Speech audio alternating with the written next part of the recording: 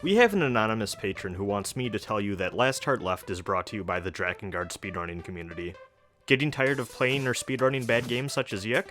Why not try out Drakengard 1 or 3? You might say, I can't play Drakengard 1 without being drunk and making poor life choices. Well, they have a category for that. Want to watch those runs? Then check out Drunk% on the Drakengard1speedrun.com page. The games are mostly moderated by Mash and Rod1400, who will check out run submissions as soon as they can. Drakengard 1 and 3, available to be ran on both PlayStation 2 or 3 respectively, or on emulators. Do you have what it takes to beat all branches of Drakengard 3 in 6 hours, 33 minutes, and 47 seconds? If you're at all interested in supporting Last Heart Left, check out patreon.com/Rosenbrand and look at the details there. Thank you very much to the anonymous patron who is supporting us this month.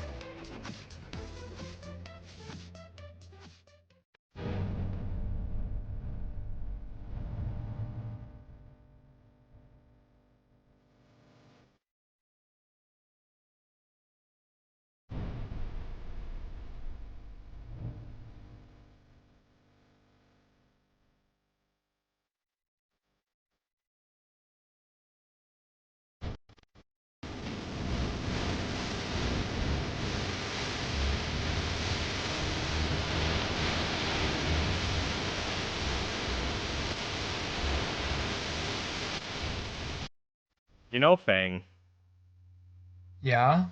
today I woke and looked outside again, but the sky looked the same to me. But something told me that the world had changed. Couldn't figure out what did it mean. I don't know the rest of the lyrics from there, actually. Hold on. Into free dang Dragon's Dogma lyrics. Hold on. We're gonna make this work. Oh wow! Oh. The Bzz wiki or whatever the fuck the band's name is comes up before the Dragon's Dogma wiki does. That's incredible. Some say to get out fast, look like it's gonna last. Get all your things and fly. Don't leave nothing behind. Some said it'll be okay, just go ahead and stay. Be sure to drink your iodine. The wind is pushing me into the it's into the clouds again? I thought it was into the current again. Oh, okay, you see, when, in the second instance of the chorus, it goes, the wave is pushing me into the current again. But the first one is the wind is pushing me into the clouds again. Okay. Anyways, welcome to another episode of Rosin Plays 5 hours of a video game that his other friends, or in this case friend, that he manages to record a podcast with him knows more about. So, last time around, Fang and I discussed Disco Elysium, and we brought up Dragon's Dogma, and then when trying to figure out what to do for the next episode of this podcast, Fang said, you should probably actually just play Dragon's Dogma. And I went, yeah, it's probably the time. So, it's time. I sunk almost like 5.5 hours into Dragon's Dogma: Dark Arisen for the PlayStation 4, despite the fact I own it for the PlayStation 3, PC, PS4, and Switch. So, I had to pick one of my 4 versions. PS4 I thought would give me what I wanted. Switch version did seem tempting, but I was like, I'll probably just want to play this on PS4, so I went with that instead. Switch version is nice. I can vouch for this. That's the version that I have been playing. Unfortunately, I have Joy-Con drift now, so it's I've been a little hesitant to play a lot of it since I'm starting to get annoyed by it. So I've been really lucky with that. I feel like every friend I know with the Switch has had one Joy-Con go bad at some point. So in addition to like the gray Joy-Cons I got, which like are fine except for the fact that like God, when I was taking one of them off or whatever just to like put on the this is really dumb. You know those NES controllers that they came out for the Switch? Yeah. So to charge those, you have to slide them on like a Joy-Con, then put the Switch in the docking station. It's super dumb because they're just Joy-Cons. So when I was taking that off, it like fell and it like landed hard on the edge of my table. So like one of my buttons has like a weird little like crease in it.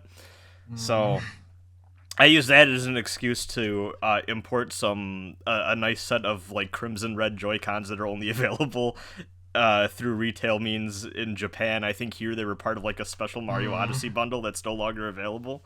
But it doesn't matter. Joy-Cons are Joy-Cons. So I was like, oh, I'll splurge. Yeah. These things are overpriced anyways. Why don't I get ones that I think look nice? Yeah. But all four of those, no drift issues. I was shocked. That's good. Yeah. But I see. I have like two pairs of Joy Cons, and both of them, like the main, like the left one, the minus one. Both of them have issues, so that kind of sucks. Yeah. But anyways, this isn't the Switch podcast. This is the Dragon's Dogma podcast. Yeah, so first came out, as we were discussing before we recorded this game came out in 2012, and this fucks me up because I remember watching preview coverage for this game like it was yesterday and just being hyped for it. God, it fucks me up. I remember, like, my favorite 2012 YouTubers all having their, like, first impressions videos and first day one reviews and all that shit, and, like... Oh my god. And yeah, as I've discussed many times, I've purchased every version of this game. Basically, well, the first release I think I waited a bit, but every other version I'm like, fuck yeah, this is the re-release I get. Well, actually, okay, that's the fucked up story that I didn't even talk about. So, we're playing Dragon's Dogma Dark Arisen. Right. Which is the updated version of the game with like it's basically like an expansion pass type deal. Yeah, you get Bitter Black Isle, which, well, we can get into that, because, man, I had a weird experience first time going through. I didn't touch that, but there was definitely a point where I'm like, that looks like an expansion thing, and I Yeah. And I decided not to go there, but, I had this, well, no, okay, what I was going to say is that I bought Dragon's Dogma Vanilla, and then when Dark Arisen came out for PS3, I traded in my copy of Vanilla to get Dark Arisen day one. Barely touched it. Bought it on Steam, bought it on PS4, bought it on Switch. So yeah, that is the full Dragon's Dogma buy to not playing Chronicle that I... Yep, the story of just donating to Itsuno, I guess. Basically. So... Yeah, this came out in 2012, and also, yeah, it's directed by two dudes, one of whom is Itsuno, who you may know from Devil May Cry 2 onward, though most of Devil May Cry 2 wasn't his fault. He basically tried to salvage together what he could. He made the game playable. It could have been worse. Yeah, but also, apparently, according to what I was doing a little bit of reading beforehand, he had this idea for the game way before even he was on board for DMC2 or anything. Interesting. Like, this always seemed like a pet project thing for him, apparently. Yes, okay, so it says here, apparently in Capcom's Captivate event in 2011, he stated that Dragon's Dogma was a game he had been dreaming of making since his school days. It was finally a project he could now realize due to advancing technology. Okay. Yeah. So, that makes sense. And this game is, I think, interesting, and I think the way that a lot of people describe it is, it really feels like a mix of some of Capcom's stuff in addition to, like, looking at Fable, Oblivion, and even a bit of Dark Souls.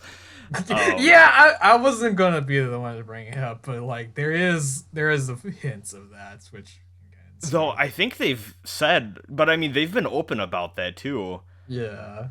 Actually, yeah, okay, I'm looking at the third paragraph of the Wikipedia article.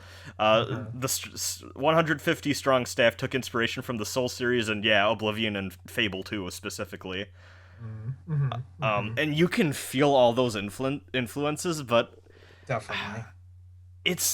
And there's a lot of Berserk in there, too, which I guess kind of goes with the Souls thing, but... I was shocked with how much of a personality it still feels like this game has, even though it's the most generic of dark fantasy.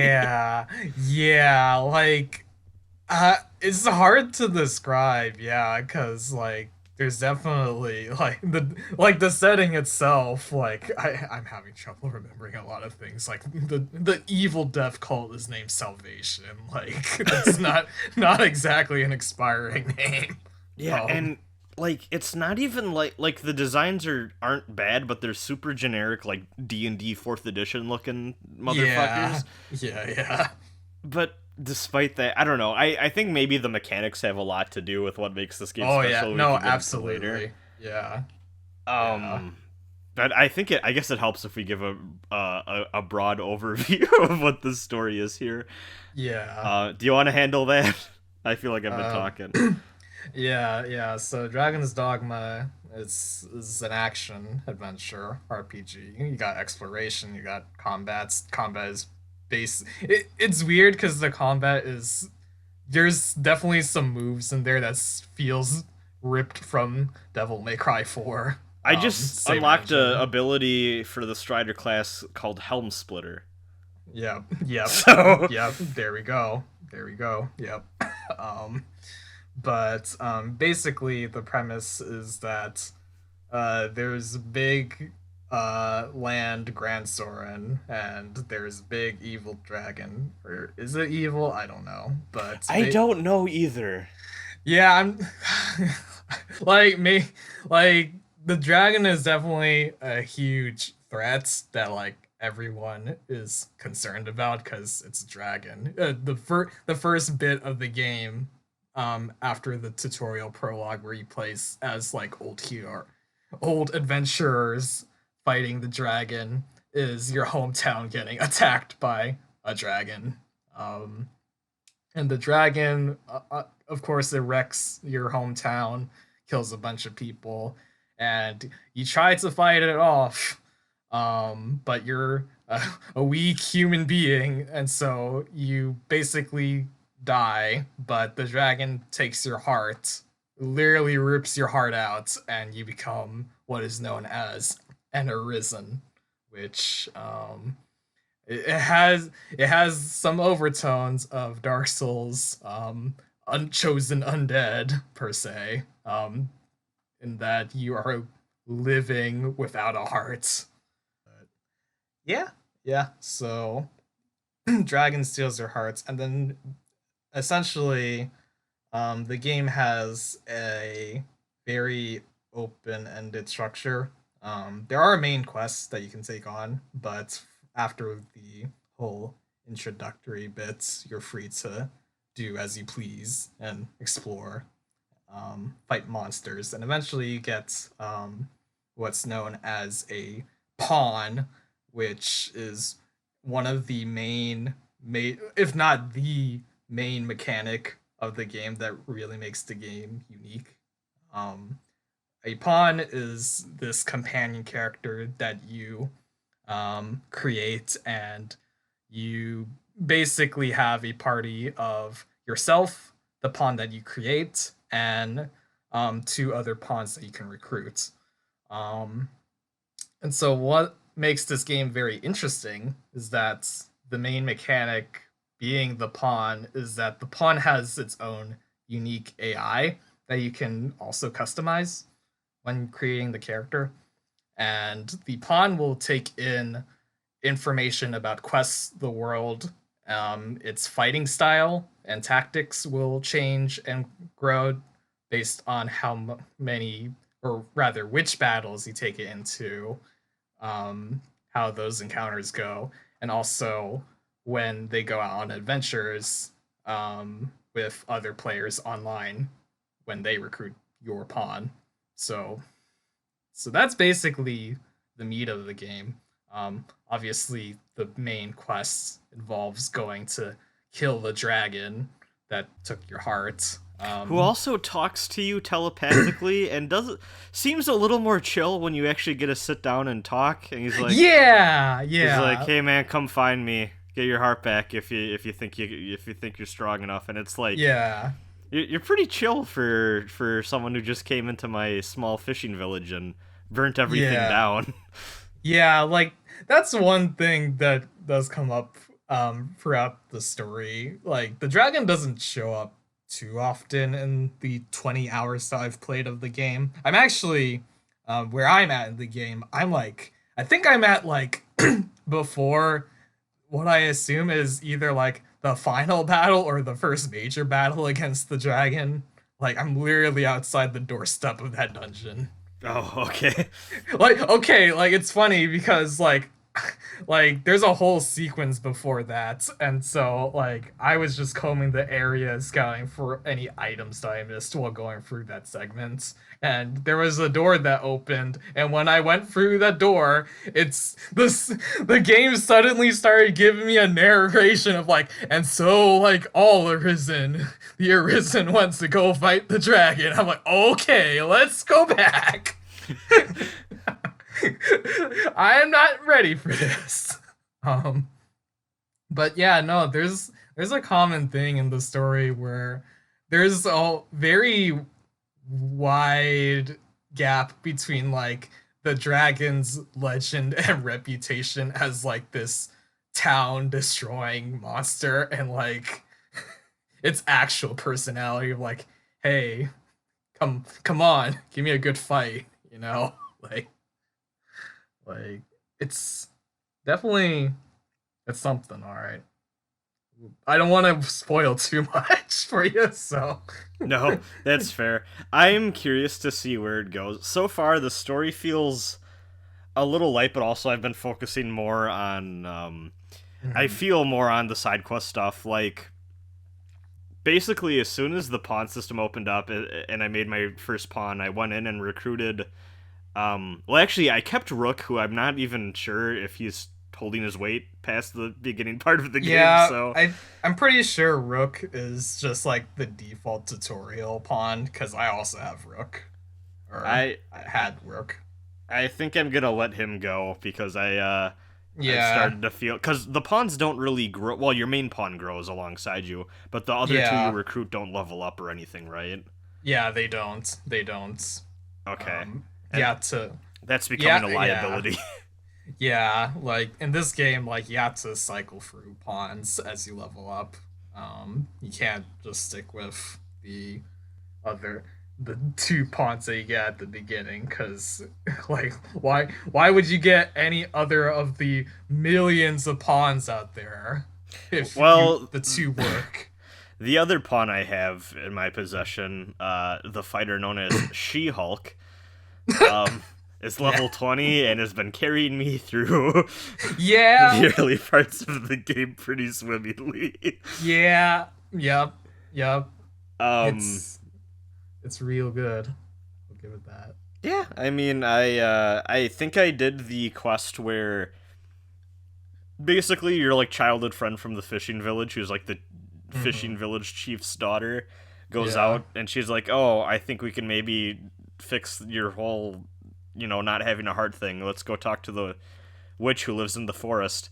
And Hmm. on your way Oh my god. there, even more so than anything in the forest, there's just this this road basically. They're like this Yeah, mountain pass the mountain pass. with the Yeah. bandits, The bandits. and they're strong. And They are strong. Yeah.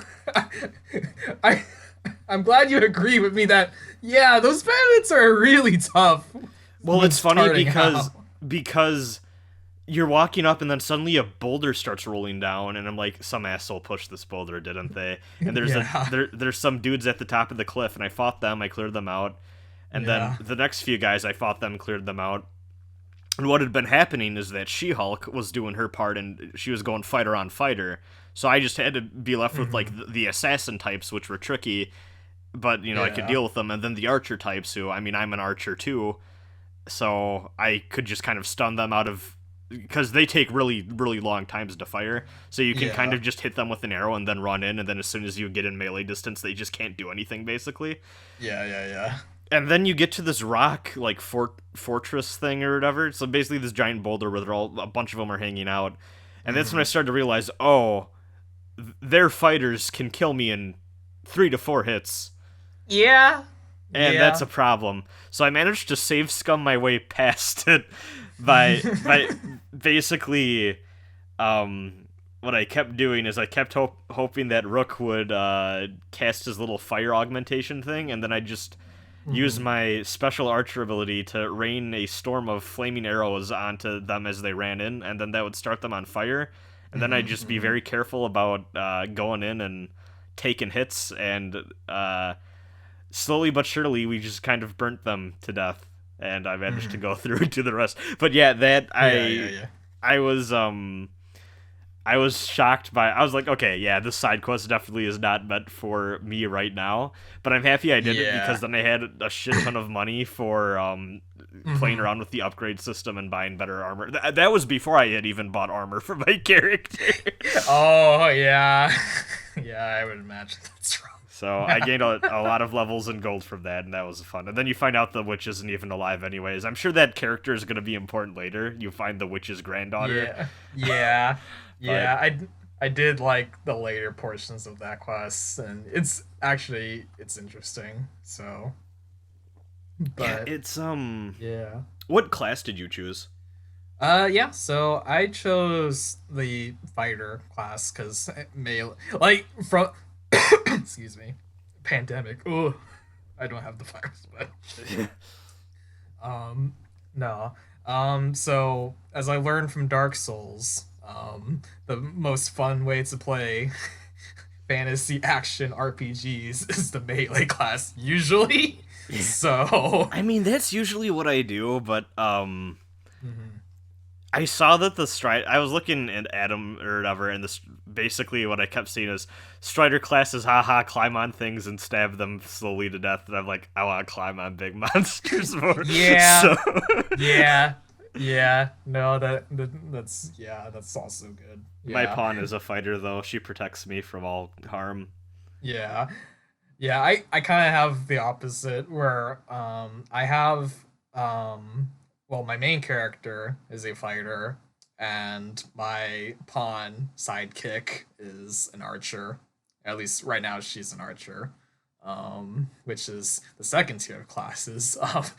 For preface, this game has a class system where you have your three base classes, which is fighter, strider, or thief, I guess, and mage. It's a very standard D&D setup. Yeah, it's like the strong RPG. one, the fast one, the magic one.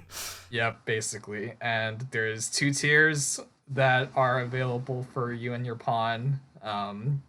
And there's also mixed classes for your main character specifically if you want versatility when playing the game. So you can mix fighter, strider, with the mage or what, there's like three different permutations.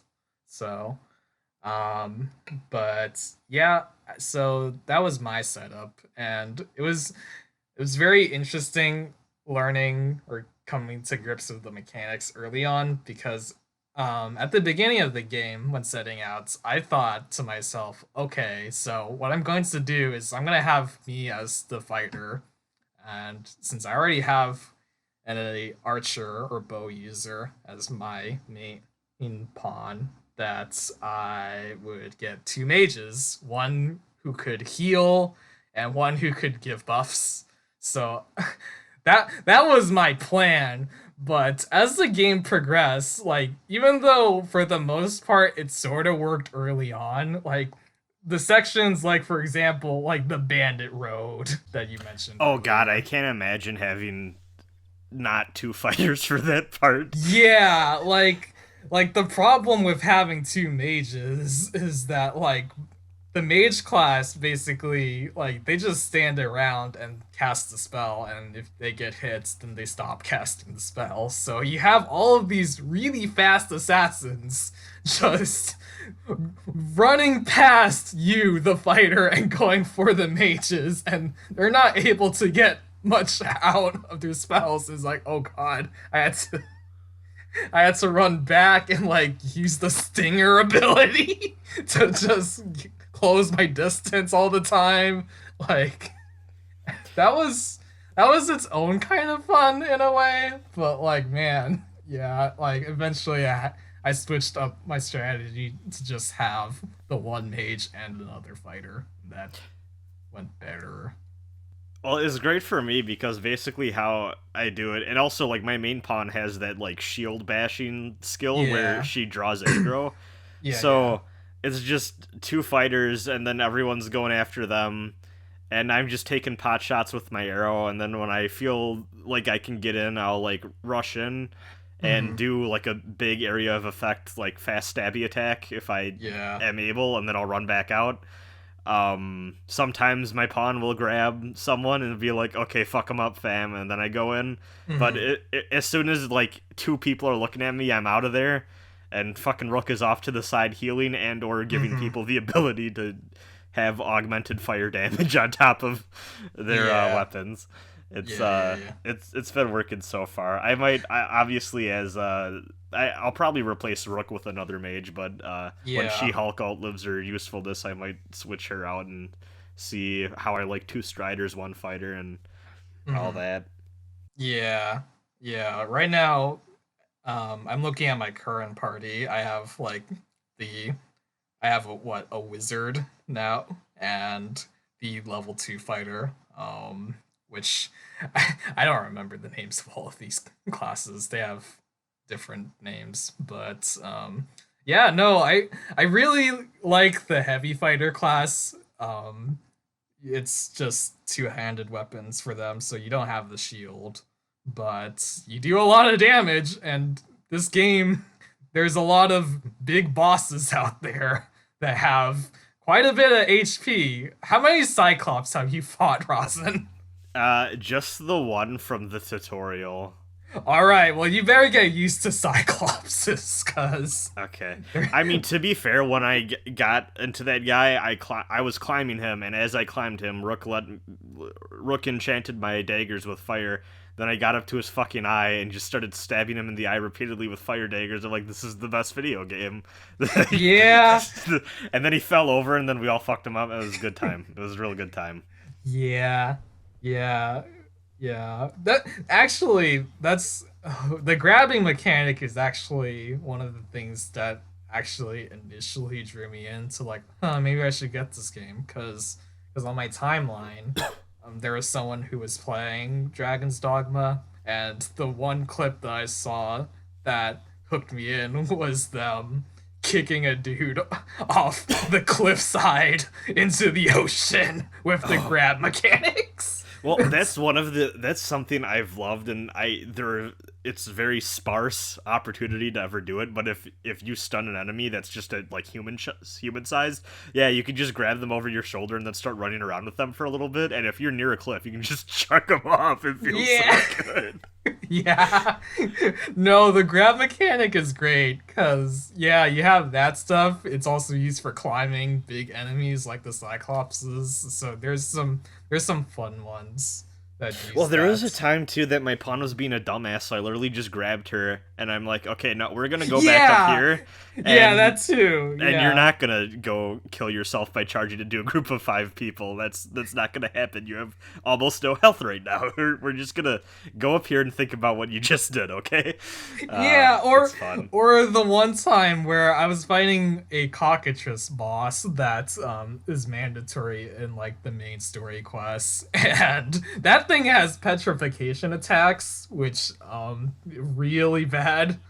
Petrification is always really bad in video games. Yeah. So there was a lot of times where like, okay, pawn, you gotta get out of here. Stop casting your magic.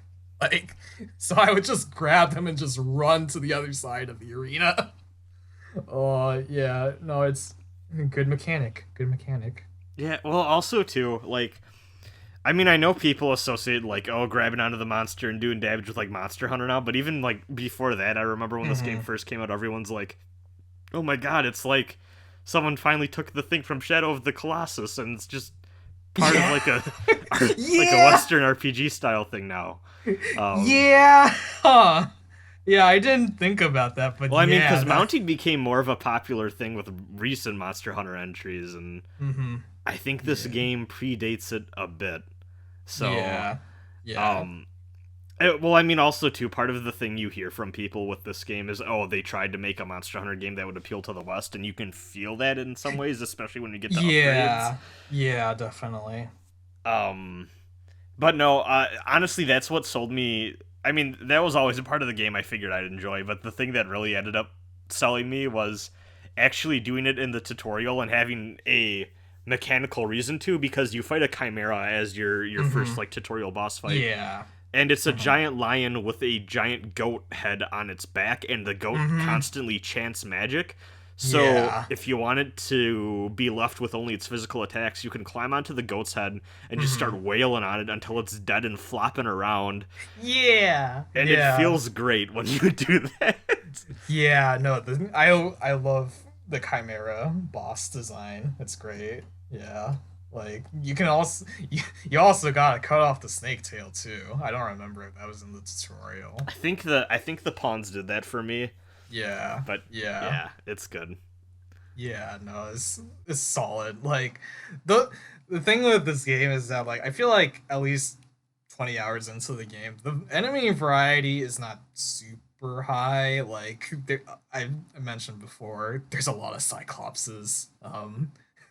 Like I feel like Cyclops are like the generic boss that's just roaming around the field if you want like more experience. So they're just walking around, and variants usually just amount to, oh, they wear more armor now, so you have to use magic to burn it off or something.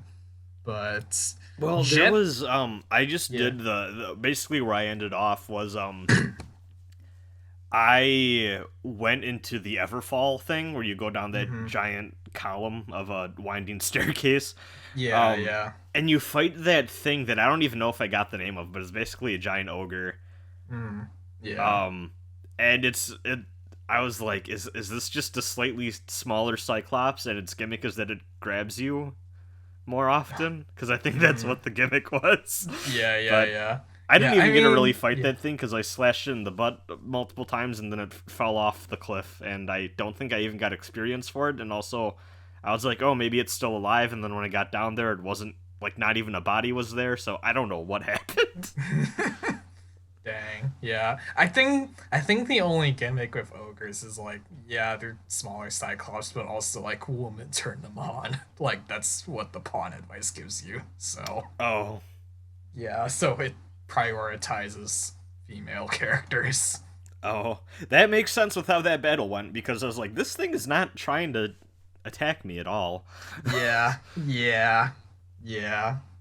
But yeah, in general, the AI in this game is it's an interesting main focus to feature in this game, because I feel like well, when looking at the reviews on Steam for this game, like from I guess the super players who put like hundreds of hours into it, like the main appeal is making this really epic pawn that you have that you can send to other people.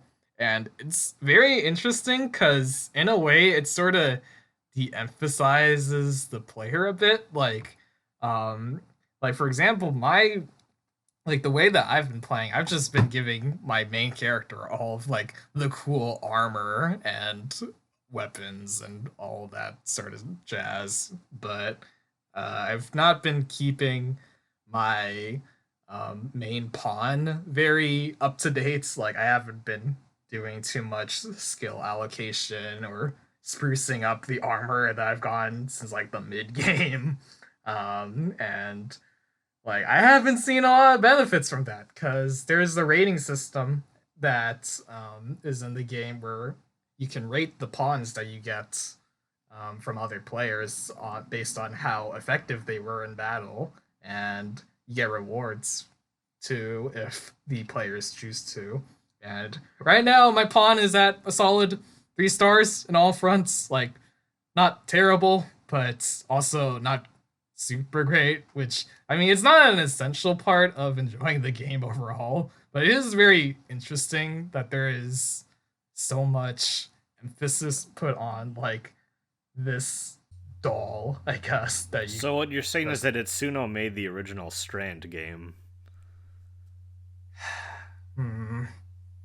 I don't know how to comment on that. It's funny too because unintentionally, like my main character, I was just like, I can't think of anything right now, so I just ended up making Banagher Lynx the main character from Gundam Unicorn just in Dragon's Yeah. Dogma, because his hairstyle Yeah. was basically right in there. And funny enough, Yeah. there's a dude in that fishing village who looks exactly like him. So I was like, oh, there's like a weird doppelganger situation going on in my hometown. Yeah. But then I couldn't come up with any I couldn't come up with any fucking idea for what I wanted to do for my primary pawn. So I just decided to look through like the names or whatever until I saw one that I was like, okay, that's like a neat name or whatever, using like the moniker system. Yeah. I was like, oh, okay, Vivian, that's cool. And then I just basically made like OC lady with like one like left purple eye, right crimson red eye, long flowing raven black hair, giants like Do fucking not steal. giant cross slash across her face and scars up and down her arms, and I'm like, hell yeah, we're making Yeah. OC waifu fantasy lady. Oh my god. I also love how the fucking, oh my god, I died laughing when you get to the part of the character creator where you get to choose your character's stature, and it's basically like, it's literally like 7 years before it was a thing, the Virgin versus Channing. Yeah. I laughed my ass off. Like, it's like, do you want your character to be timid, and then they start like, they just have the worst posture. They look like they just start slouching really badly. like super egregiously badly. And then if you choose like, oh, like they're really like confident or whatever, it's just like the most like uncomfortable leaning back, wide shoulders, like aggressive stance. I'm like, I don't want either of these. Like, for both my character and my plot, I just kept it in the middle, but it looked so stupid. Yeah. This game has a great character creator. Oh, it's fantastic, especially for the time. I remember. Yeah. Oh, actually, I'll talk about that a little bit more. But I definitely remember like even like playing Dark Souls at the time, playing Skyrim at the time, because those were two games that were oddly compared a lot around the time they both came out. And then this game always seemed to exist as like to complete the trifecta. I remember that these were like the three fantasy games for like 2011, 2012 that people talked about. And this was by far the one with the smallest following, but the people who loved it really loved it. I don't know, it's just funny, but the Fang, my honest to god takeaway from playing this as soon as I got like an hour in, and I hated this so much, because I was like, oh fuck, playing PS3 games now felt like what playing PS2 games felt like a few years ago.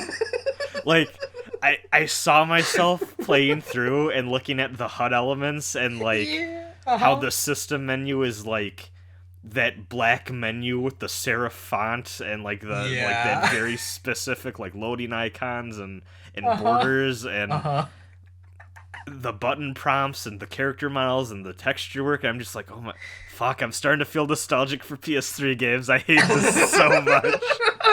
I'm like, this has like a janky charm to it, and like you can tell they were going for something. Like, oh god, no. Man, the PS1 indie game renaissance has only barely begun, I feel like. We can't get to the PS3 era yet. So soon. But I feel like we're gonna get to that point where people are looking back on the PS3 and 360 like, man, what great consoles. The library, amazing. You know, maybe they didn't fully nail down the 3D thing, but games really started to come into their own. And like, I feel like we're almost there where we're gonna start getting that discourse more, but just like, remember Dark Souls? God damn it, I know, but like, I hate it, but like, we're almost like a decade away from all this shit now, and it's like, this shit looks so janky now in like the best, and I mean, even to be fair, that generation went long, and even at the time I remember seeing complaints of like, oh god, we need new hardware bad, and we wouldn't get it for a few more years yet even. Like, everything's so muddy in the most charming of ways, and the skin is weirdly funny. Glossy. Yeah, everyone has like 5 faces. It's great. The thing that really fucked me up, though, and I honestly, I think this is something that I can give credit to this game for, that almost nothing I feel like has really done this well. I love how this game handles darkness. Mm-hmm. Yeah. Yeah, definitely. Like, It's I don't know. It's just every. I feel like in so many games they do the thing where it's like, oh, it's nighttime now, and it's just everything uh-huh. is shaded blue and like visibility Yeah. is fine. Or if they want to do Yeah. a thing where it's like, oh, it's dark now, they do it like Dark Souls 2, and it's just fucking annoying. Like Yeah. this and maybe like some of the Resident Evil games are like the only things I can really think of that are like, oh, like darkness and the low visibility that comes with it, and having to find a source of light or whatever to guide your Mhm. way. Like this game does it really well, and I appreciate it a lot for that. Yeah, like darkness in this game definitely feels like it's mechanically like they intend for you to actually consider it as like, oh, hey, are you going out? You better have a lantern and oil stocked up. Otherwise, you're gonna have a really hard time. Um, I mean, granted, there are ways to go about the overworld safely by just hugging the walls that you won't have too much trouble traveling at night, but yeah, fighting in the dark is really annoying. Um, but yeah, no, the darkness is good. Even I don't even remember what setting that I put the darkness levels at because usually for most games, I tend to have the visibility up just slightly above what they Same. recommend. And still, like darkness is still a real like obstacle that I have to consider when traveling long distances. Yeah, Um, it's dope. And I remember one thing that this game really got sold on is like, oh, don't go out, like, don't get stuck going out at night or whatever. You're gonna run into trouble because like mhm. tougher monsters come out, and like monsters are just more prevalent and stuff like that. You run into Yeah, like wandering goblins and stuff more. I've yeah. noticed. There ghosts appear and you can't hurt them with physical attacks, so that's a problem. Oh, Like, that's sick actually. yeah. Um, but yeah, yeah. It's what's it? I was gonna say something, but Well, I guess while you're thinking of that, I had so I love this game for just constantly distracting you with dumb side quests you can do. So mm-hmm. you get to this part early on where you basically have a combat tutorial and then a Hydra shows up and you beat the Hydra.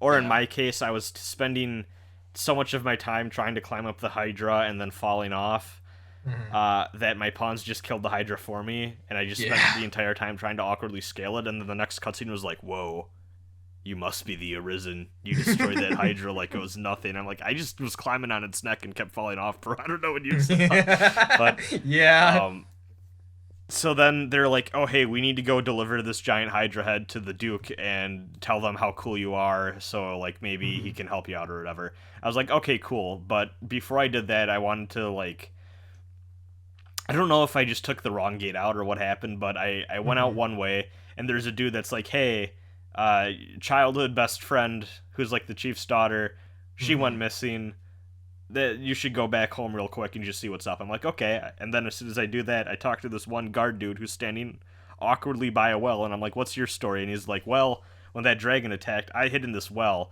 and I heard some creepy stuff going on there, but I was too afraid to check it out. Do you want to check it out Mhm. for me? And I was Yeah, like, yeah, well, I was gonna save my childhood best friend. Now I really want to know what the fuck's in this well. yeah. And the Yeah. answer is reptile people, and you kill them, and it's great. Yep. But Saurians. Good old yes, Saurians.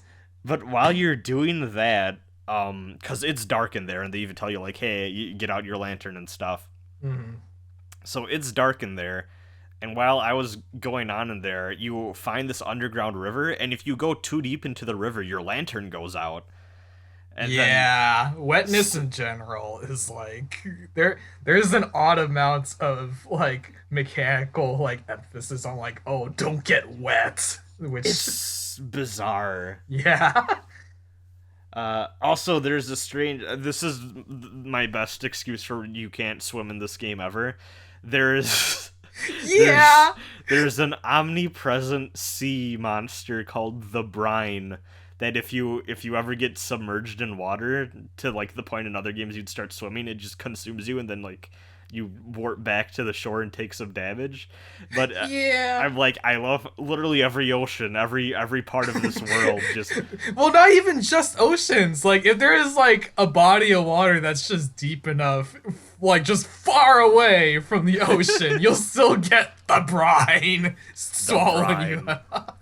And it's just Yeah. like this weird goop miasma, miasma thing, and then you just get warped back. It's so funny, but they're all Yeah. like, "Oh no, the brine." It's like, Yeah, there's yep. not even any like there's not even really any consequence other than like getting wet. It's like you don't even lose health when Oh, I that thought you did happens. lose health. That's funny. No, no. I don't I've not noticed any negative effects other than wetness. God. But yeah, no, it's really funny. In general, this game has a lot of like it has that Dark Souls quality of making a lot of things diegetic in the story and world that sometimes is a little goofy, like the Yeah. brand stuff. Well, But like even the pawns in general, like oh yeah, they're part of the world, and they're supposed to serve the Arisen, and they're even like, yeah, they look like people, but they don't have like the same like spark that drives normal people. So yeah, don't feel too bad about them calling you master and basically just being fully at your whim. You know, they're here yeah. to serve you because you're the chosen one. I'm like, oh, okay. Yeah, no, it actually, yeah, like there's parts of the story quest later on that actually have some interesting exploration of that dynamic. There's like not to spoil too much, but there is a lot of talk of both other past arisen and also like pawns becoming more than just pawns. So That's it, good, because that seems like something that could be kind of like, oh, this is a little weird, and the game's just gonna pretend nothing happens with it. So yeah, I'm happy they go into it at least a little bit. yeah, yeah, definitely. Well, even it's funny because when you go to an inn, there's a place in every inn called the Knowledge Chair, and Mhm. you basically sit down and have a one-on-one interview with their pawn, and they're like, hey, so like, Yeah. and it gets really specific. They're like, hey, so like when I fall in battle and you come and pick me up, do you want me to be like thankful? Do you want me to be a little like shy or embarrassed about it, kind of cutesy? Do you want me to be annoyed? Like, Yeah. what should my base emotion be in this given situation? It's so funny. Yeah. Yeah. It's And you get a random set of these, and you can just keep doing it over and over. I did it a few mhm. times, but like you Yeah. can keep doing it over and over, and some of them are actually pretty important. Like, hey, when we're in battle, what would you prefer I do? Protect you or go fight the strongest thing? Yeah. Yeah. Or would you rather I act as a distraction and let you fight the strongest thing? And I'm like, this is really in depth. Yeah. Yeah. No, I appreciate how like broad and in depth they went in with the AI stuff because if you're gonna make it like the main thing, you might as well put all of it in, you know? Like especially for something like AI where it's sometimes a little hard to see the direct, I guess, consequences of AI tweaks and changes. Because I mean, some of them, like as you say, like are pretty minor, like how you react while being picked up. One time she asked me literally, "Do I talk too much?" And I'm like, "No, you're Yeah. fine." And she's like, "I'm gonna talk more than." I'm like, "Okay, do whatever you want." Cool. The pawn dialogue though is, and this is something I've heard people make fun of, and like I think a lot of the fans of this game have a real soft spot for it. The dialogue is so repetitive to the point that it becomes comical. It's great. I love it so much. Yeah. Well, Goblins ill like fire is gonna be forever burned, haha, burned into my yeah. mind. Same with every time you come across a harpy's nest, is my pawn going, is that a woman? Every fucking time. It's so funny. And it's like, you think you would start to understand that if you think you see a woman hanging out on a tree branch, that's not what women do. that's that's incredible. I've not gone that line. So It happened 4 times when I was doing that escort quest with that ox cart. It was just every time we got onto a new mhm. like a new like spot where combat would happen, it was just my main pawn going, is that a woman? Every single time. I was like, yeah.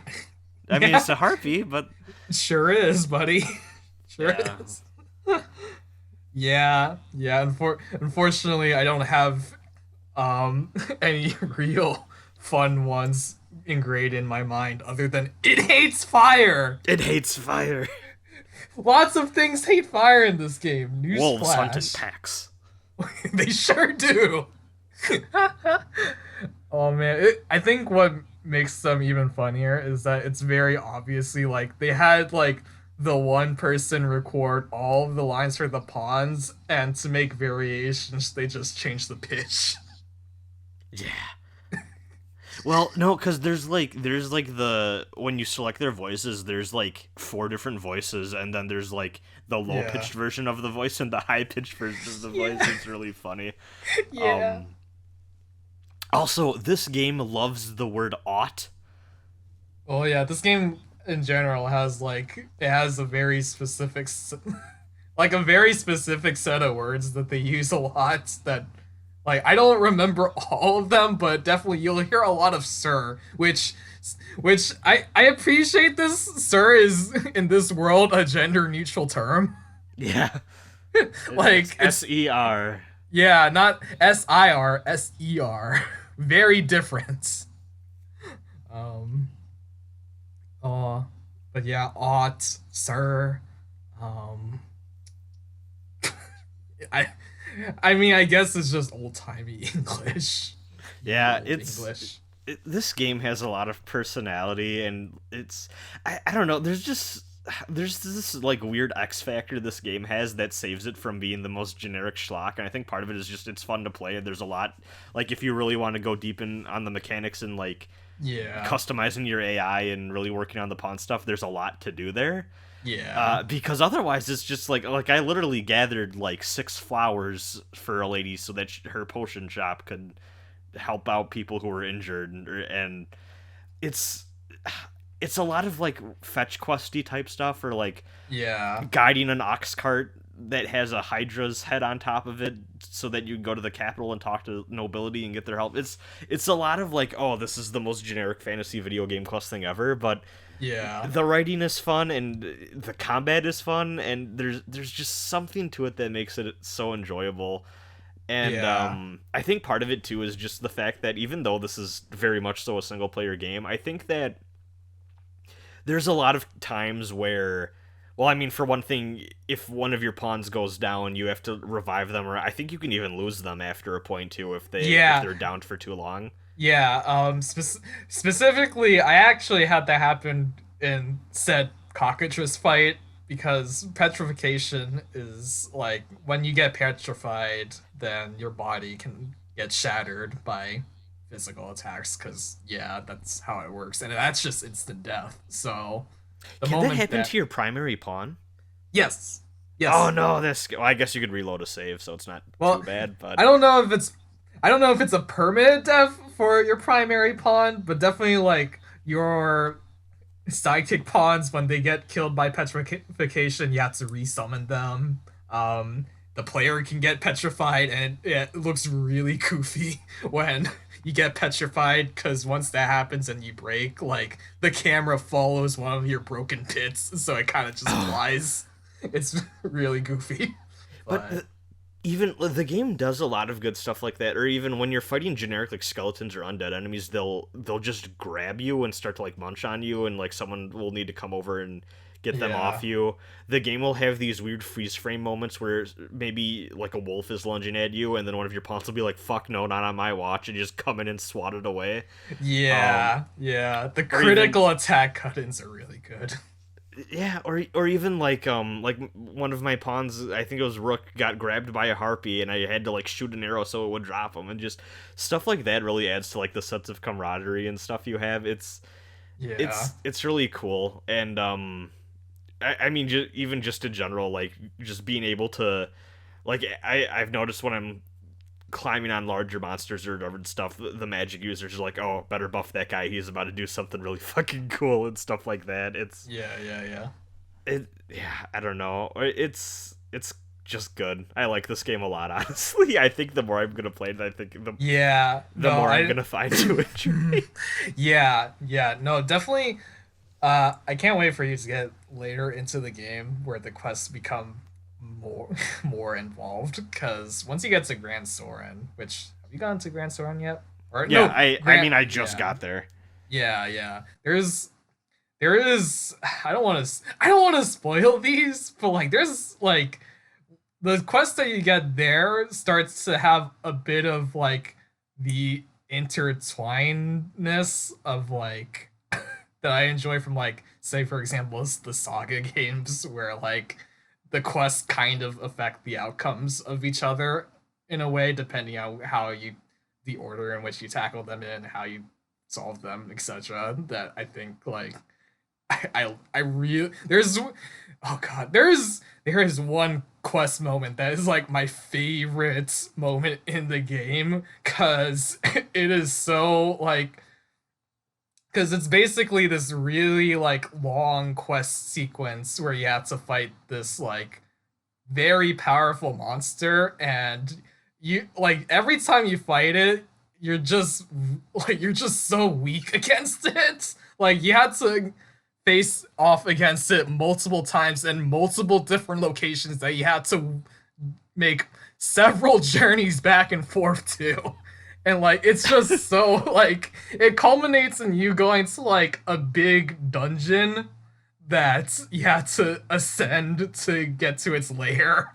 And like throughout the entire thing, they really hammer home like, oh man, this boss is so tough. It's so hopeless. How will you ever defeat it?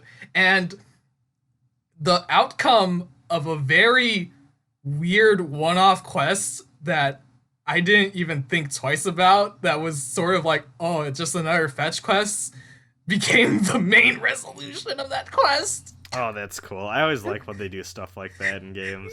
Yeah, like I'm wondering like how would this have ended if I didn't do that quest? Like it was pretty amazing actually.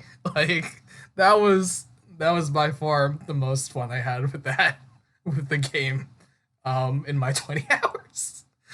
Oh, but yeah, there's some fun stuff. There's an eviction side quest.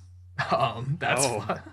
Yeah, you get to choose sides. So I hope you, Rosin, I hope you choose the right side. Yeah, the landlord. No, no. So I mean, listen, they're going through hard times right now with playing up. No, I'm not a cop. Oh, No, but that reminds me. Okay, so something I wanted to bring up just as an example of this game being able to have a little bit of fun. One of the quests you can get in your hometown is that there's a thief going around and just breaking into people's stores in the inn and just taking a bunch of stuff or whatever. So you have this mission where you just basically you accept it and they're like, all right, we're gonna have a trap ready and you're gonna catch this thief, right? And I'm like, okay, what's happening here? And I thought that maybe this would be some like crappy stealth mission or some I would have to wait around and you catch this guy doing something or whatever.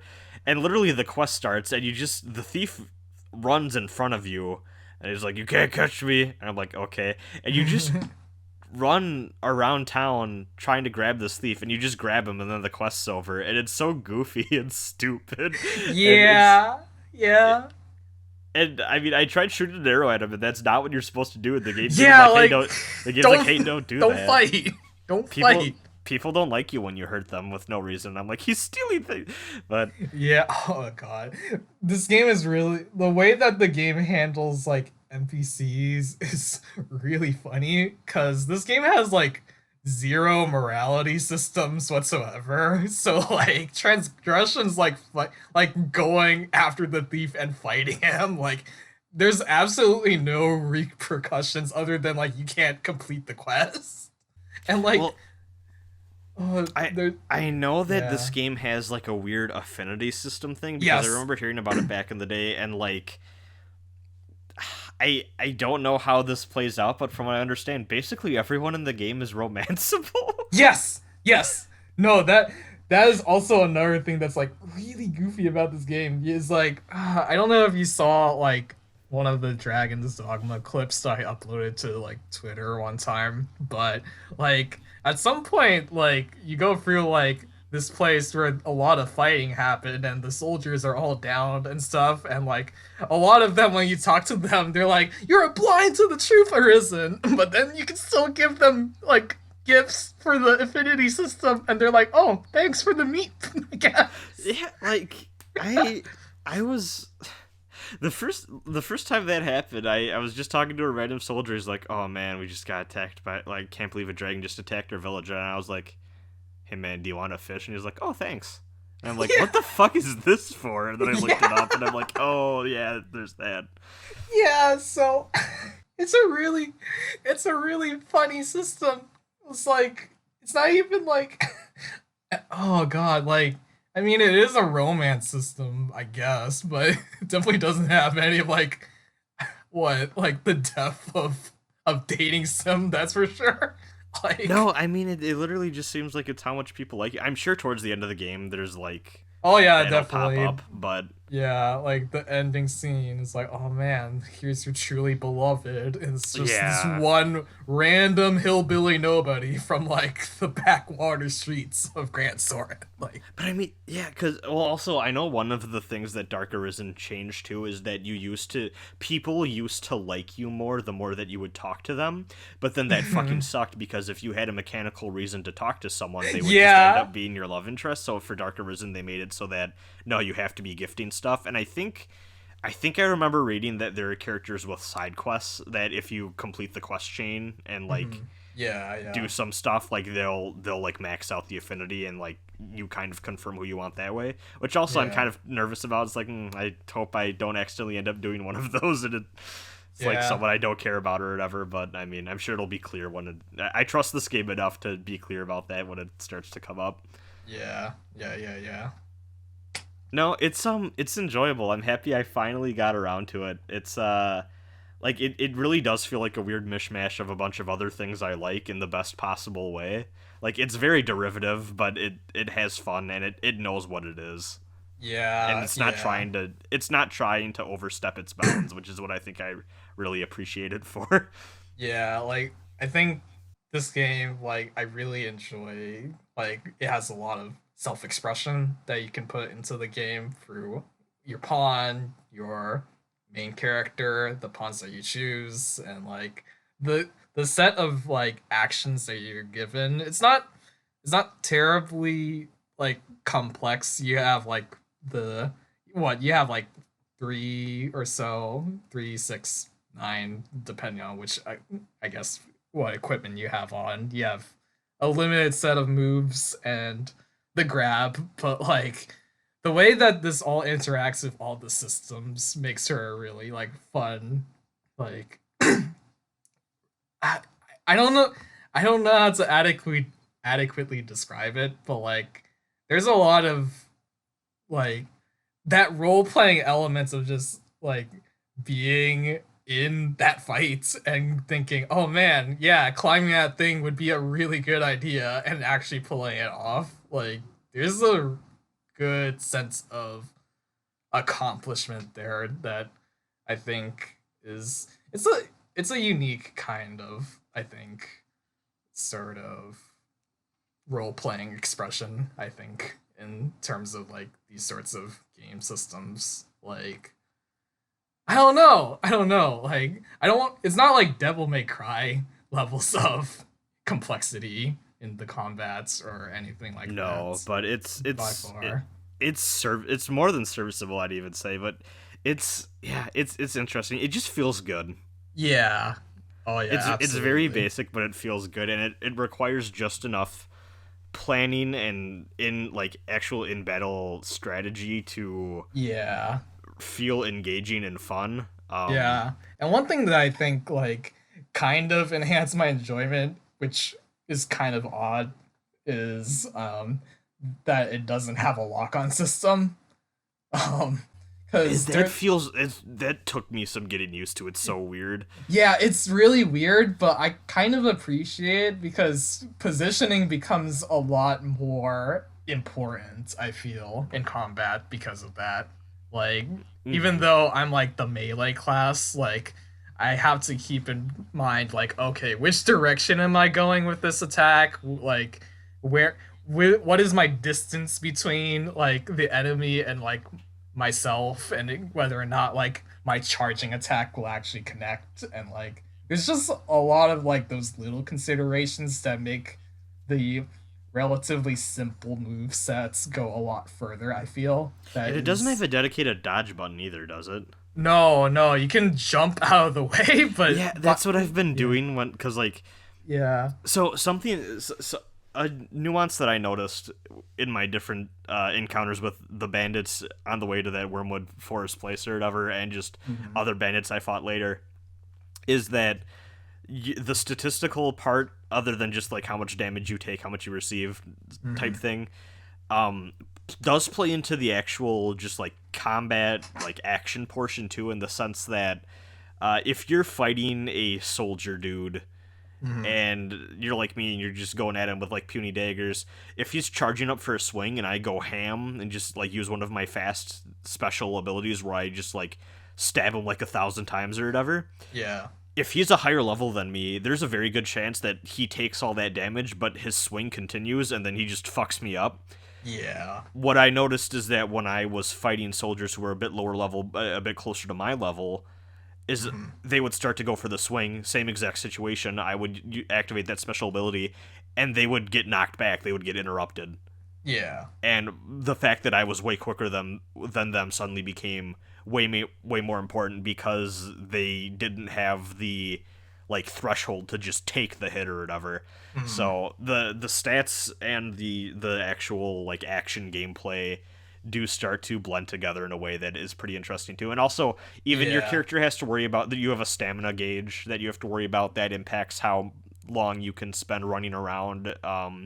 In addition to how long you can spend grabbing on to and Yeah. mounting the monsters. And if Yeah. you run out of stamina, you're gonna get flung off and you're gonna get stuck for a little bit, and someone's Thank- gonna have to come on your shoulder and like come grab you and go Yeah. fucking get you out of there. God, thank God they didn't tie the stamina bar to like normal light heavy attacks, cause man, like I was thinking that would have been awful for this game. yeah, like Souls does it well, but like this game was like that would Well, be... Souls doesn't have special abilities in the same yeah, way. exactly. Yeah. And those are what use stamina, and those you needed something to because they're powerful and they're good. Yeah. So Yeah.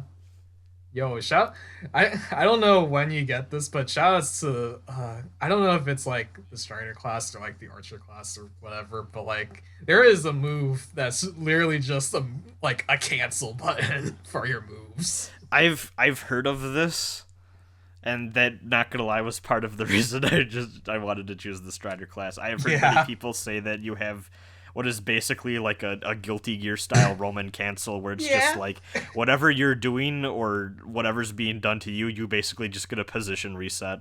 Yeah. So yeah, I'm excited to do cool shit with that, and I can't wait to see how the fuck that is going to engage with my other skills. It's I really hope this gets a sequel, because I think with like better hardware, and because I know this is a game that a lot of people like a lot, but also at the same time I feel like as many people I know that love this game to death, I also know a lot of people that are like, man, that's a really cool first entry in a series that ended up not really being a series. Yeah, like one thing that I'd like to mention is like the world design of the game. Like the whole setting of the game takes place in like this one region, not even a continent, just like a region of the world. That's like when you explore most of it, which at this point in the game, I basically have most of the map filled out. It's pretty small. Like if you think about it compared to like other open world games, even though like the sense of scale is pretty big because you have to walk everywhere. Like, Yeah. like even like Dark Arisen adds the Eternal Fairy Stone, which lets you warp infinitely, and I can't even begin to imagine how the original experience of the game, how different that must be having limited teleports in the original game. There's a lot of walking in this game. Like, so Yeah. to do it more, that's like Death Stranding, man. Like, That's maybe this interesting. maybe this really is the original Strand game. Well, I can already feel like there is a sense of like they want you to become familiar with the landscape and the world. Yeah. And I feel like they probably also partially wanted to do probably limit fast travel and stuff. So like, oh, you do find yourself getting into situations where you're stuck out at night after doing something, you have to make your way back. And but yeah, I think Yeah. it's probably a good idea that they made fast travel more of a thing just because Yeah. it's more convenient. Yeah. One thing I will say is that the inclusion of like easier fast travel highlights a very interesting mechanic that they have that I haven't seen in other games, and I kind of wish more games would try out. Is that the way that setting up fast travel points works? Is that you have uh, what are they called? Waypoint, way crystal. I don't remember what they're called, but you basically have these crystal items that you can get in dungeons, usually major dungeons, and you can just put them anywhere in the open world and just make a warp point there. Um, and usually there's given locations, like it's obvious, like when you get the stone in the dungeon that you just went through, that you're supposed to put it like outside of that major area, but you can just Yeah. theoretically just put it anywhere you want. Yeah, So that's neat. yeah, it's a really interesting system. Like Breath I of the like Wild has a DLC item like that, and I think Hollow Knight has a similar thing, but I didn't use yeah, them either in those games, so yeah. Like I appreciate the open-endedness of the game, letting you do like a lot of things without too much repercussion. Like, I mean, oh god, whether it be actually my first experience, like just when after the dragon battle, I accidentally kicked my childhood friend into a wall because oh I was no. getting used to the controls. So I'm like, okay, grab is this. Oh god, attack, but whoops. Like it was, Uh, but it's again, there's no morality system, so you can just mess up and it's fine. She runs away, and you can just give a apology present later on. I think I accidentally killed a peasant that was getting attacked by bandits. Yeah, yeah. I think in general, I think the only place you get like reprimanded for any of that sort of stuff is in Grand Soren. Like you'll just get thrown into jail and pay a fine. Like it's really goofy. Um I think if you have the skeleton key, you can maybe break out too. Oh, But that's funny. I know there's a lot in general, there's a lot of breaking into prison with skeleton keys that come up in the game. Um, but yeah, you can also go wherever you want on the map. There's no real restrictions besides, I guess, your strength, your Yeah, it really level. does seem to be that like Final Fantasy 2 or even Elder Scrolls approach where it's like, yeah, you can go anywhere. It's just as long as you can get past the shit that's really high level, you're fine, sort Yeah, of thing. yeah, like the so one of the first quests that I tackled was the Bitter Black Isle quest that comes up for the expansion content. And I just chose that because I was like, okay, that looks like an important icon. This was before I knew the difference between like the all of the quests, like the main quests, the side quests, the DLC quests, icons. So I was like, okay, that seems important. Maybe this will advance the plot. Um, so I get to Bitter Black Isle, and man, the once that's not a beginner area. Like I went into like the ruins of that place, and like there's like some hounds that they start you off in like the beginning sections of that dungeon, and like as soon as they aggro on you, like hard rock music starts playing and like they just start running at you, and I'm like, okay, let's go somewhere else. Like this is definitely not the really low key strings that usually plays in like most overworld fights. That's funny. Oh Yeah. I've heard the Dark Arisen content gets really fucking hard too. So I'm Yeah. curious to see how that goes when I get to that. Yeah, in general, like at least from my impressions of like the quest that they give you on Bitter Black Isle, it seems to be like I don't know if it's randomly generated content, but it's definitely like a content generator of some sort. Like, hey, if you're done with the quest, here's like a bunch of really hard challenges for you and your pawn to tackle, um, post game stuff, etc. So yeah, yeah, I'd be Yeah. curious about that. If you want to get Dragon's Dogma, it is currently $30 on Switch, 25 on PS4, and only 18 on Xbox One. Hell yeah. And maybe there'll be a Dragon's Dogma 2 made in the Devil May Cry 5 engine. Yeah, that'd be sick. Shoutouts to the what's that called again? The RE engine, because it was made for RE7, I think, right? Yeah, yeah, yeah. Yeah, that would be dope. There, Dragon's Dogma Online just went offline last December. Uh, So uh, I'm curious what that would have been like, because I'm assuming that instead of playing around with pawns, you're just playing around with other players. And at that yeah, point, you just have like a slightly different monster hunter, which sounds weird, but I don't know. yeah, yeah. I'm not gonna lie, yeah, like I feel like a lot of the charm is in like the pawns just saying their AI generated speech, so I don't know how I would feel about playing with actual people. Yeah, well, like what part of the thing that I appreciate about this game too is that it knows that it's single player Monster Hunter, so it makes up for that in ways like the AI stuff, or even just, I mean, a lot of what you do when you're like mounting monsters and doing stuff in Yeah, Monster Hunter is like, oh yeah, you're trying to break off parts, but you're really doing something for the benefit of the whole party, and you're getting a knockdown yeah, so that everyone can wail on this thing.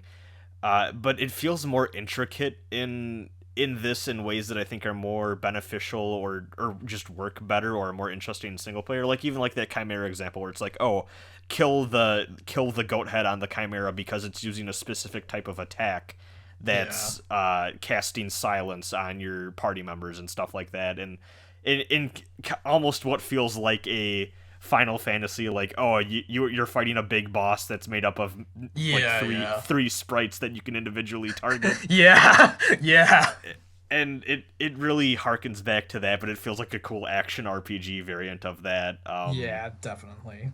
Or even just the upgrade system obviously takes a few cues from what feels like Monster Hunter, but it's a lot more simplified.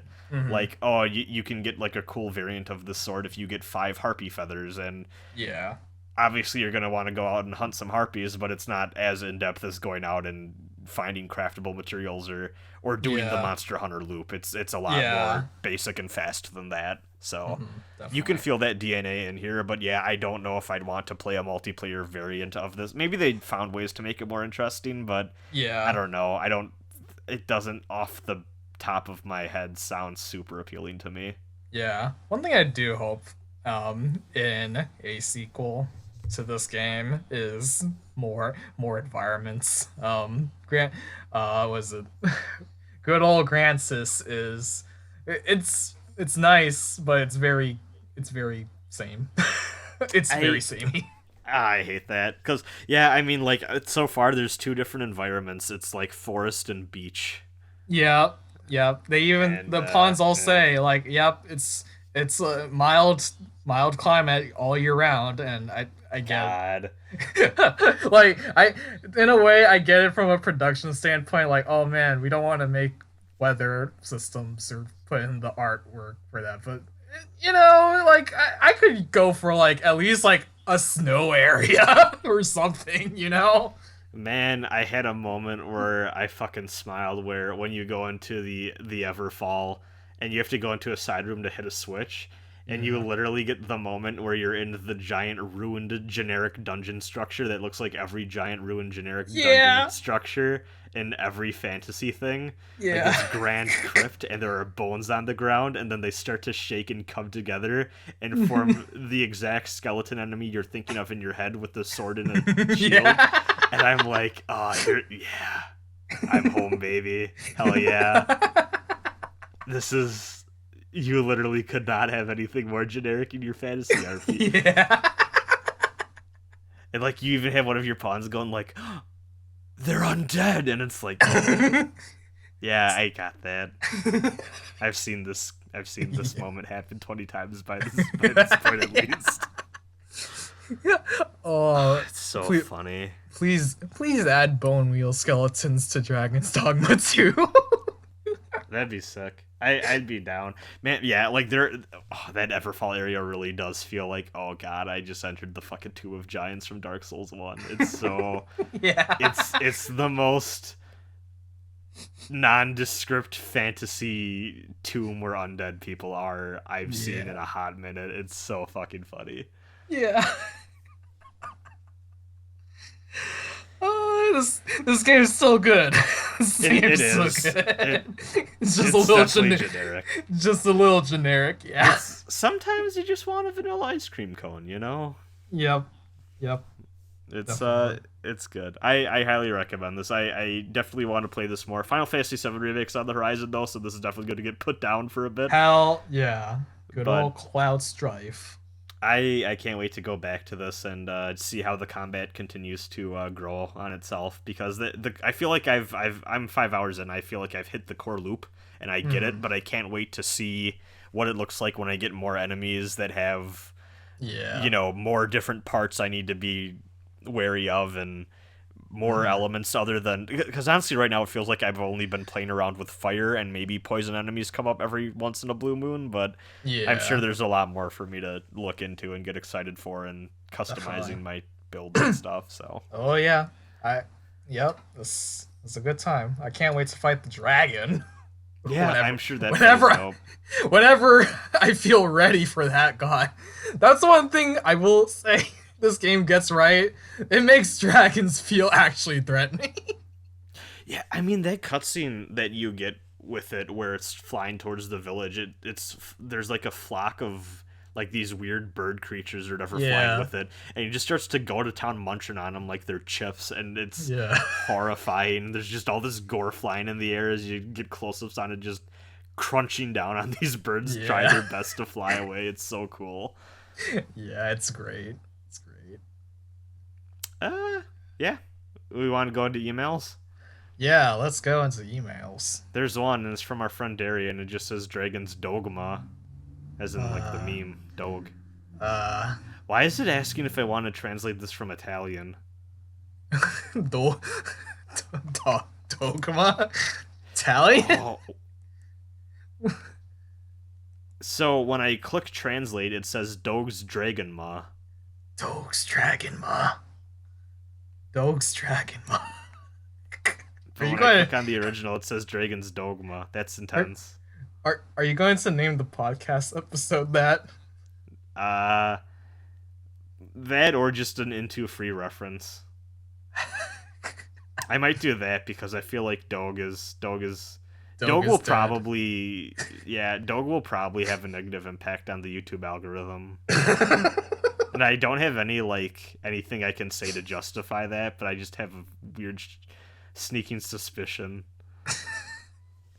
That's fair. Yeah, that's Dragon's Dogma. It's a good one. I highly recommend it to anyone interested. It's a good one. It was released 8 years ago. I don't even know what I was doing 8 years ago. Give us the sequel, please, Capcom. It's been so long. Put the Arisen and Marvel vs. Capcom. What would that even look like? I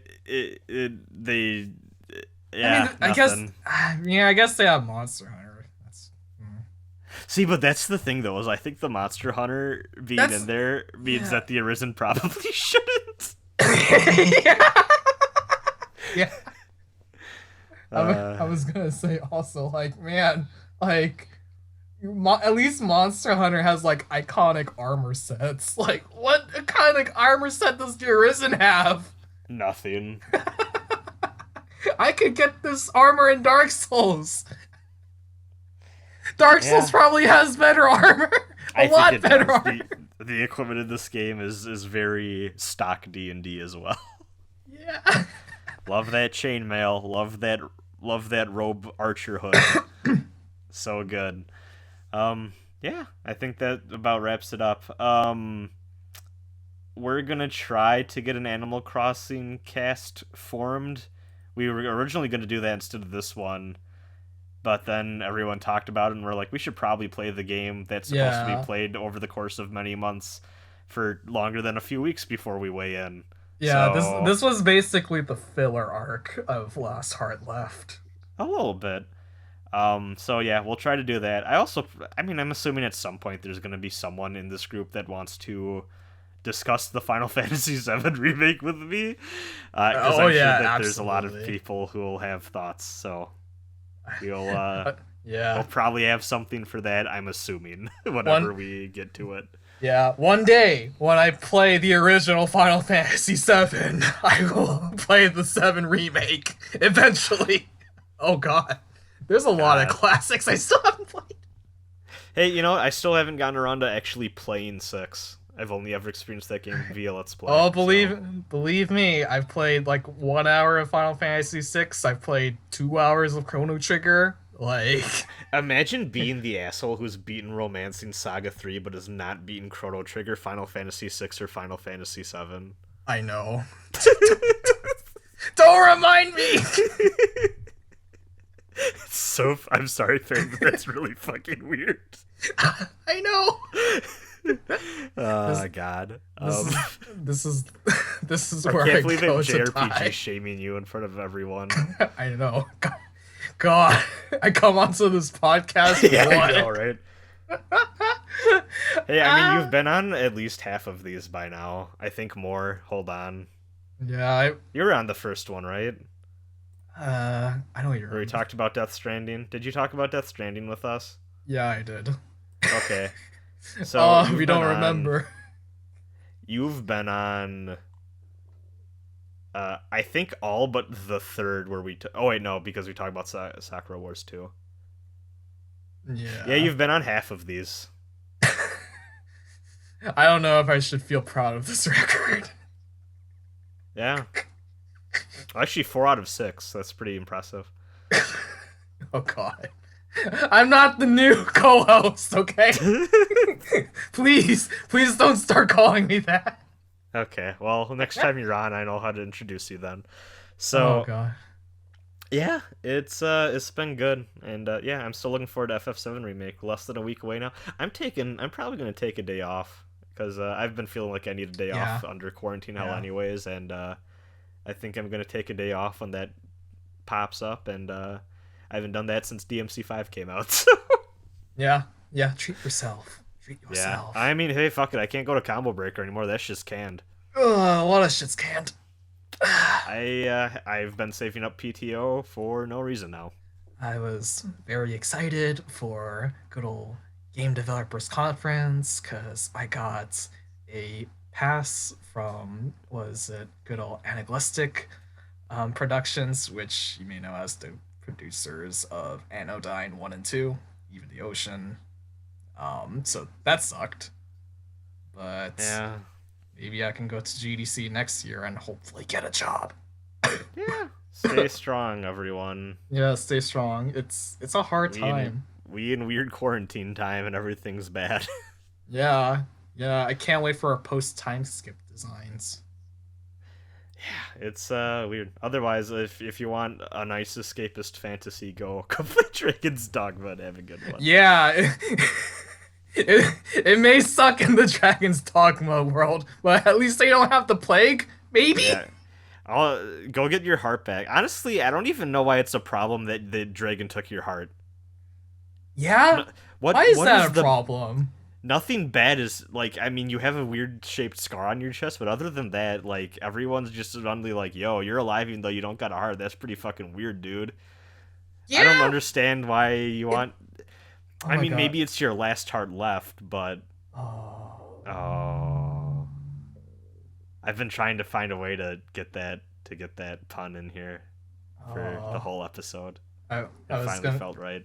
I was gonna say, like, man, there's a weird bit with the Duke of Grand Soren that's like it's really odd because yeah, what is the problem being an Arisen? Because the Duke is also an Arisen, so he's been lived. Wait, there's more than one? Yeah, I mean, I figured it was a cyclical thing because I'm assuming the dude who you play as in the prologue wasn't Arisen, but like I didn't know there could be more than one at once. yeah, no, like the Duke's fine. Like he's not having too much issues other than being a big jerk. Is his heart also gone? Yeah, something like that. I don't know, Okay. but the whole deal is that he is Arisen and he's been living a long time and nothing's happened. So I'm like, yeah, what's the problem with being Arisen? Oh, well, I Anyways, guess you'll have to play to find out. Go get your heart back. It'll be a fun time. It's your last heart left. Yeah, but yeah, until then, I think we're gonna call it for the night. So have a good one. See ya. Goodbye, everyone. I can't believe you JRPG shamed me.